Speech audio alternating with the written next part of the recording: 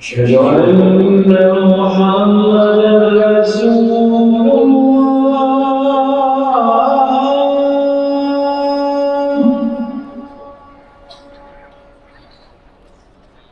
أشهد أن محمدا رسول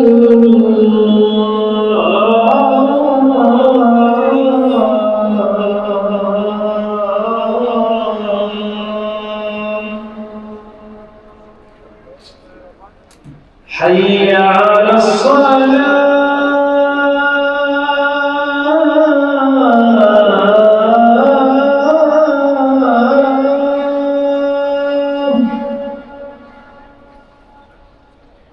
حي على الصلاة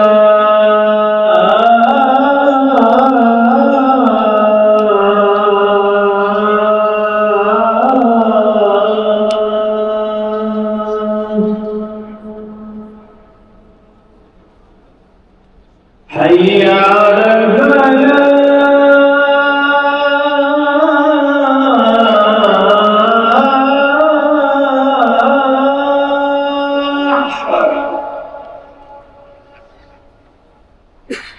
حي على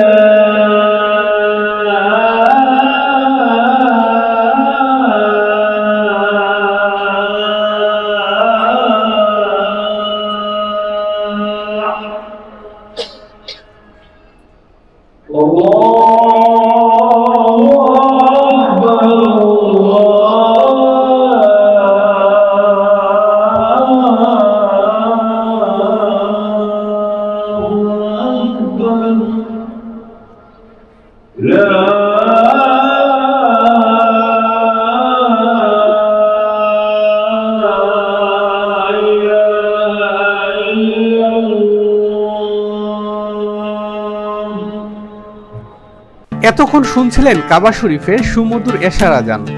এরই মধ্যে আমরা জামাতের সাথে এশার নামাজ আদায় করলাম। চারপাশে লাখো লাখো মুসল্লি নামাজ শেষ করে ধীরে ধীরে বের হয়ে যাচ্ছেন। পুরো পরিবেশটাই যেন এক অপূর্ব প্রশান্তিতে পড়ে গেছে।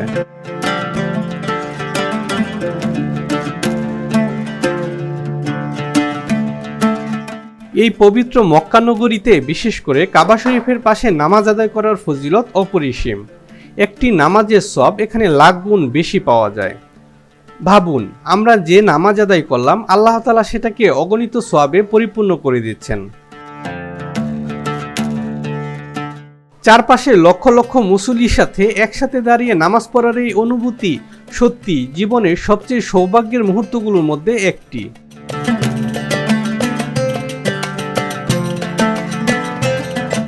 আমরা ইব্রাহিম খলিল রুট দিয়ে বের হয়ে এখন বাস স্টপে এসে দাঁড়িয়েছি। এখানে বিভিন্ন হোটেলে শাটল বাসগুলো এসে দাঁড়ায়।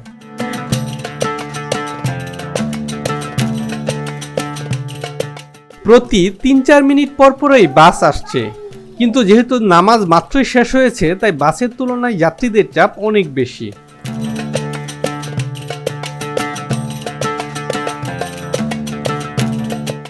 বেশ কয়েকটা বাস মিস করে ফেললাম। যাত্রীদের এত চাপ, উঠতেই পারছিলাম না। এরই মধ্যে সামনে দেখতে পাচ্ছি আল কিসওয়া টাওয়ার হোটেলের আরেকটি বাস। চেষ্টা করে দেখি এই বাসটায় উঠতে পারি কিনা। এই বাসটাতে উঠতে পারলাম না। শেষ পর্যন্ত আরেকটি বাসে করে আমরা হোটেলের কাছে চলে আসলাম।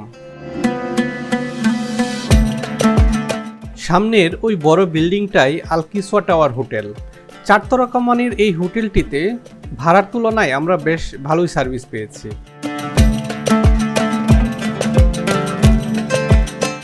বাম পাশে যে দোকানগুলো দেখতে পাচ্ছেন এখানে রয়েছে বেশ কয়েকটি খাবারের দোকান, সুপার শপ আর 2 রিয়ালের শপ।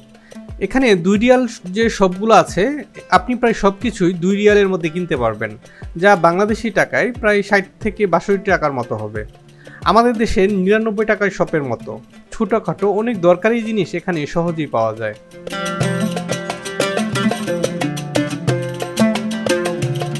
হোটেলের গেটের ডান পাশেই দেখতে পাচ্ছেন একটি ফার্মেসি। এছাড়াও হোটেল বিল্ডিংয়ের গ্রাউন্ড ফ্লোরেই রয়েছে ছোট একটি মার্কেট।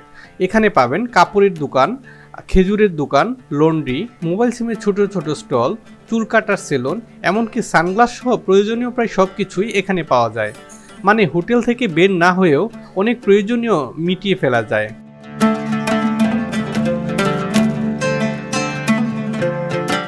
এই বিলাসবহুল হোটেলটিতে পাশাপাশি রয়েছে মোট 4টি বিল্ডিং। আমাদের রুম ছিল 1 নম্বর বিল্ডিংয়ের 22 তলায়। এখন আমরা রুমের দিকে যাচ্ছি। উঠানামার জন্য এখানে রয়েছে মোট 12টি লিফট, যার কারণে এত বড় হোটেল হলেও চলাচলে তেমন কোনো সমস্যা হয় না।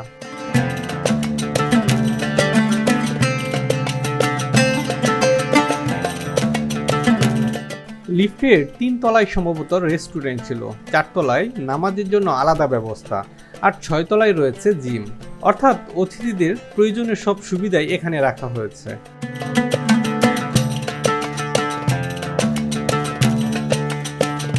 হেঁটে হেঁটে আপনাদের দেখাচ্ছি প্রতিটা ফ্লোর কতটা বিশাল।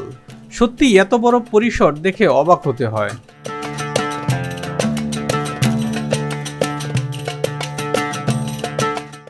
আপনারা যারা আগে থেকে হোটেল বুক করে আসবেন তারা অবশ্যই কিছু বিষয় ভালোভাবে যাচাই করে নেবেন।